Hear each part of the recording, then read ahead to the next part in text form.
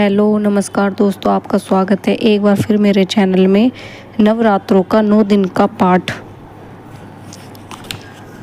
सामग्री: जल, गंगा जल, पंचामृत, दूध, दही, घी, शहद, शक्कर, रेशमी वस्त्र, उपवस्त्र, नारियल, चंदन, रोली, कलावा, अक्षत, पुष्प, पुष्पमाला, जयमाला, धूप, दीप, नवेद, ऋतुफल, पान, सुपारी, लौंग, इलायची, आसान, चौकी, पूजन पात्र, आरती कलश। नवदुर्गा की पूजा प्रार्थना करने से पहले मस्तक पर चंदन रोली का टीका लगाना चाहिए। प्रथम में दुर्गा सप्त श्लोकी, फिर दुर्गा जी की 108 नाम के पश्चात दुर्गा कवच, अगला स्तोत्र, कीलक स्तोत्र आदि का पाठ प्रतिदिन करें। इतना कर लेने के बाद सप्तमी का पाठ प्रारंभ करना चाहिए। श्री दुर्गा सप्तमी का पाठ 13 अध्यायों में वर्णित है। इन 13 अध्यायों में माँ भगवती के 3 चरित्र का वर्णन है। प्रथम चरित्र: पहले अध्याय में मधु व केटम्ब नाम के 2 राक्षसों के वध का वर्णन है। द्वितीय चरित्र में इसमें दूसरे अध्याय से चतुर्थ अध्याय तक महिषासुर नामक राक्षस के वध का वर्णन किया गया है। तृतीय चरित्र इसमें पंचम अध्याय से 11वें अध्याय तक शुंभ निशुंभ आदि राक्षसों के वध का वर्णन किया गया है। 12वें अध्याय में आदिशक्ति माँ के 3 चरित्रों का पाठ करने का महत्व बताया गया है। 13वें अध्याय में राजा सुरथ एवं स्वाधि नामक वेश्या को देवी द्वारा वरदानों का वर्णन किया गया। यदि आप प्रतिदिन हर रोज सप्त श्लोकी दुर्गा जी के 108 नाम प्रार्थना: हे करुणामयी, जगजननी, स्नेहमयी एवं आनंद देने वाली माँ, आपकी सदा जय हो। हे जगदम्बे, पंखीन पक्षी और भूख से बिलबिलाते बच्चे जिस प्रकार अपनी माँ की प्रतीक्षा करते हैं, उसी प्रकार मैं आपकी दया की प्रतीक्षा कर रही हूँ। हे अमृतमयी माँ, आप शीघ्र मुझ पर कृपा करें। मुझे ऐसी बुद्धि प्रदान करिए जिससे मैं आपका हर सांस में आपका नाम जपता रहूं। पहला दिन: शैलपुत्री। शैलपुत्री माँ दुर्गा को सर्वप्रथम शैलपुत्री के रूप में जाना जाता है। हिमालय के घर पुत्री के रूप में माँ जन्म लेने के कारण उनका नामकरण हुआ शैलपुत्री। इनका वाहन वृषभ है, इसलिए माता वर्षरूणा के नाम से भी जानी जाती है। इस देवी ने दाएं हाथ में त्रिशूल धारण कर रखा है और बाएं हाथ में कमल सुशोभित। यह देवी प्रथम दुर्गा माता है। यह माता ही सती के रूप में भी जानी जाती है। पार्वती और हेमवती भी इसी देवी के अन्य नाम हैं। यह ही सबकी अधीश्वरी है। अथ सप्तमी लोक दुर्गा। शिवजी बोले, हे देवी, तुम भक्तों के लिए सुलभ हो और समस्त कर्मों का विधान करने वाली हो। कलयुग में कामनाओं की सिद्धि हेतु यदि कोई उपाय हो तो उसे अपनी वाणी द्वारा स्वयं के रूप से व्यक्त करो। देवी ने कहा, हे देव, आपका मेरे ऊपर बहुत स्नेह है। कलयुग में समस्त कामनाओं को सिद्ध करने वाला जो साधन है वह बतलाऊंगी, सुनो। उसका नाम है अम्बा स्तुति। ओम इस दुर्गा सप्तम श्लोक की स्तोत्र में के नारायण ऋषि है। अनुश्रेष्ठ छंद है। श्री महाकाली, महालक्ष्मी और महासरस्वती देवता है। श्री दुर्गा की प्रसन्नता के लिए सप्त श्लोकी दुर्गा पाठ में इसका विनियोग किया जाता है। वे भगवती महामाया देवी ज्ञानियों की भी चित्त को बलपूर्वक खींचकर मुंह में डाल देती है। माँ दुर्गा, आप स्मरण करने पर सब प्राणियों का भय हर लेती हो और स्वस्थ पुरुषों द्वारा चिंतित करने पर उन्हें परम कल्याण में बुद्धि प्रदान करती हो।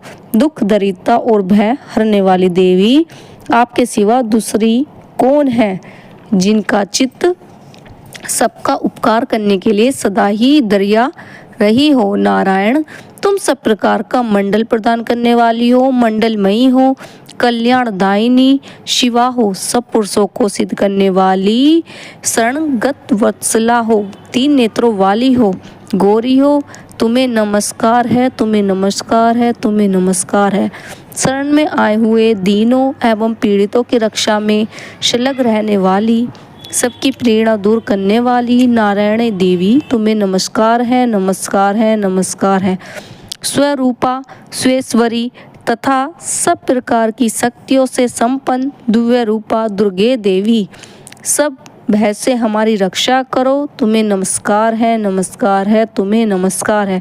देवी, तुम प्रसन्न होने पर सब रोगों को नष्ट कर देती हो, कुपित होने पर मनोवांछित सभी कामनाओं को नाश कर देती हो। जो लोग तुम्हारी शरण में जा चुके हैं उन पर विपत्ति तो आती ही नहीं, तुम्हारी शरण में गए हुए मनुष्य दूसरों को शरण देने वाले हो जाते हैं। सर्वोश्वरी, तुम इसी प्रकार तीनों लोगों की समस्त बाधाओं को शांत करो, हमारे शत्रुओं का नाश करती रहो। श्री सप्त श्लोकी दुर्गा संपूर्ण। दुर्गा कवच। ओम नमः चांडिकाय। ओम चांडिका देवी को नमस्कार है।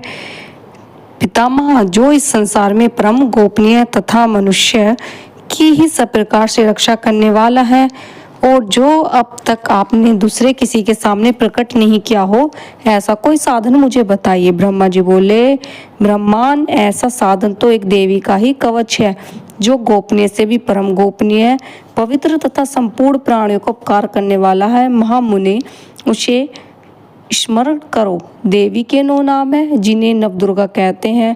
उनके पृथक पृथक नाम बतलाए जाते हैं। प्रथम नाम शैलपुत्री, दूसरी माता का नाम है ब्रह्मचारिणी, तीसरी माता का नाम चंद्रघंटा के नाम से प्रसिद्ध है, चौथी माता को कुशमुंडा कहते हैं, पांचवी दुर्गा का माता का नाम स्कंद माता है, देवी के छठे रूप को कर्त्यायनी कहते हैं, सातवां कालरात्रि, आठवां स्वरूप महागौरी के नाम से प्रसिद्ध है, नवी दुर्गा माता का नाम छिद्र दात्री है। ये सब नाम सर्वज्ञ महात्मा वेद भगवान के द्वारा ही प्रतिपादित हुए हैं। जो मनुष्य अग्नि में जल रहा हो, रणभूमि में शत्रुओं से घिर गया हो, विषम संकट में फंस गया हो तथा इस प्रकार भय से आतुर होकर जो भगवती दुर्गा के शरण में प्राप्त हुए हैं, उनका कोई भी अमंडल नहीं होता। युद्ध के समय संकट में पड़ने पर भी उनके ऊपर कोई विपत्ति नहीं दिखाई देती, शोक दुख और भय की प्राप्ति नहीं होती। जिन्होंने भक्ति पूर्वक देवी का स्मरण किया है उनका निश्चय ही अभ्युदय होता है। द्वेश्वरी, जो तुम्हारा चिंतन करते हैं उनकी तुम निसंदेह रक्षा करती हो। चामुंडा देवी प्रेत पर आरूढ़ होती है, वाहरी भैंसों पर सवारी करती है, इंद्री का वाहन ऐरावत हाथी है, वैष्णवी देवी गरुड़ पर ही आसन जमाती है, माहेश्वरी वृषभ पर आरूढ़ होती है, कोमावरी का वाहन मयूर है। भगवान विष्णु की प्रियतमा लक्ष्मी देवी कमल के आसन पर विराजमान है, हाथों में कमल धारण किए हुए हैं। वृषभ पर आरूढ़ ईश्वरी देवी ने श्वेत रूप धारण कर रखा है। ब्राही देवी हंस पर बैठी हैं और सब प्रकार के आभूषणों से विभूषित है। इस प्रकार ये सभी माताएं सब प्रकार की योग शक्तियों से संपन्न हैं। इनके सिवा और भी बहुत सारी देवियां हैं जो अनेक आभूषणों की शोभा से युक्त नाना प्रकार के रत्नों से सुशोभित है।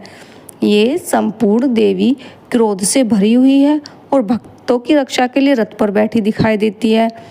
ये चक्र, गदा, शक्ति, हल और मूसल, खेटक और तोमर, परशु तथा पास, कुंत और त्रिशूल एवं उत्तम अस्त्र शस्त्र अपने हाथों में धारण करती है।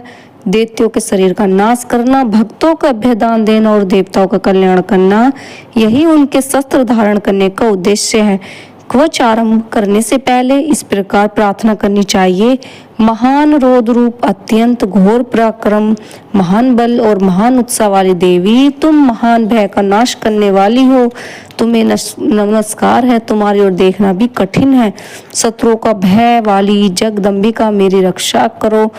पूर्व दिशा में इंद्र शक्ति मेरी रक्षा करे, अग्निकोण में अग्नि शक्ति, दक्षिणी दिशा में वार्य तथा नेत्र कोण में खंडक धारणी मेरी रक्षा करो। पश्चिम दिशा की वारुणी और व्याय कोण में मृग पर सवारी करने वाली देवी मेरी रक्षा करे। उत्तर दिशा में कौमारी, ईशान कोण में शूल धारणी देवी रक्षा करे। ब्रह्माणी, तुम ऊपर की ओर से मेरी रक्षा करो। वैष्णवी देवी, तुम नीचे की ओर से मेरी रक्षा करो। इसी प्रकार सब अपना वाहन बनाने वाली चामुंडा देवी दासों दिशाओं में मेरी रक्षा करो। जया आगे से और विजया पीछे की ओर से मेरी रक्षा करो।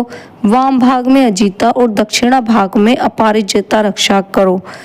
उदोतिनी शिक्षा की रक्षा करे। उमा मेरे मस्तक पर विराजमान होकर रक्षा करे। ललाट में मालाधारी रक्षा करे।